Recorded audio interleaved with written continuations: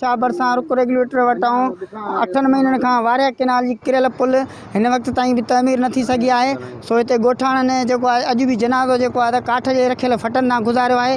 सो हिते आयल ॻोठाणा मौजूदु आहिनि। सो अचो त हुन खां पुछा की हुनजो छा चवणु आहे। असांखे तकलीफ़ आहे जेका इहा पुल टुटी पई आहे। असांजो हे पहिरियों जनाज़ो न हुयो जेको चाचे भाॻियल मरहूम जो जेको जनाज़ो असां हितां गुज़ारियोसीं। उन खां अॻु में 6-7 जनाज़ा असां गुज़ारिया आहिनि हितां।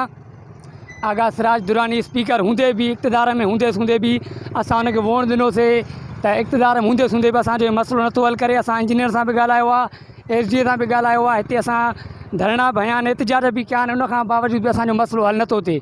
25 ॻोठनि मोतिया फोतिया बढ़िया बीमारी आहे, तकलीफ़ आहे। असांखे ॾाढी तकलीफ़ थी अचे पुल खे। असां आला अख़्तियारनि खां मुतालबो था कयूं त असांखे पुल ठाराए ॾिनी वञे। मुख़्तलिफ़ ऑफिसरनि खे खाननि सभिनी खे अर्ज़ कया पर ॿुधण वारो कोन्हे को।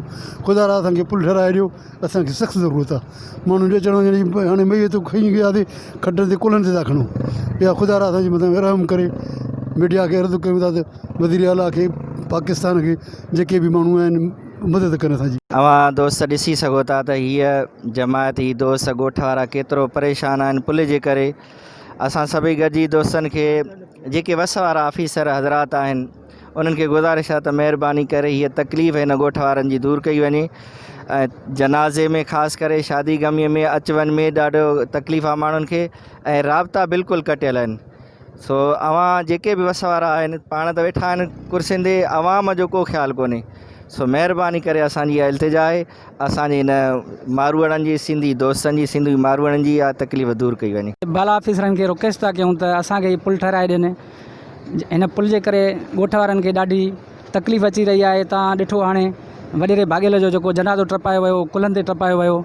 असीं इरीगेशन ऐं हिन तरह जे आला ऑफिसरनि खे रिक्वेस्ट था कयूं त हीअ पुल जल्द में जल्द ठाराए अवाम खे आज़ार खां बचायो वञे। असांजी पुल ॻोठ जी भॻल आहे ऐं असां पर्सनली तौर ते MNA खे चयो आहे। बाक़ी सिंध असेंबली स्पीकर आगा सिराज खान दुरानी जो तक आहे ऐं उहो मौजूदा वक़्त में स्पीकर आहे, हुकुमरान जमायत में वेठो आहे। ऐं जेकॾहिं उहो ज़ाती तौर ते कोशिशि वठे त असांजो मसइलो जल्द हल थी सघे थो।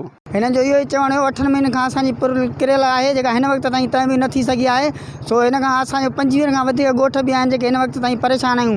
ऐं हिननि इहो बि चवणु हुयो त असां हीअ जेको आहे 7 खां 8 जनाज़ो आहे जेको असां काठ जे रखियल फटनि तां गुज़ारियूं था।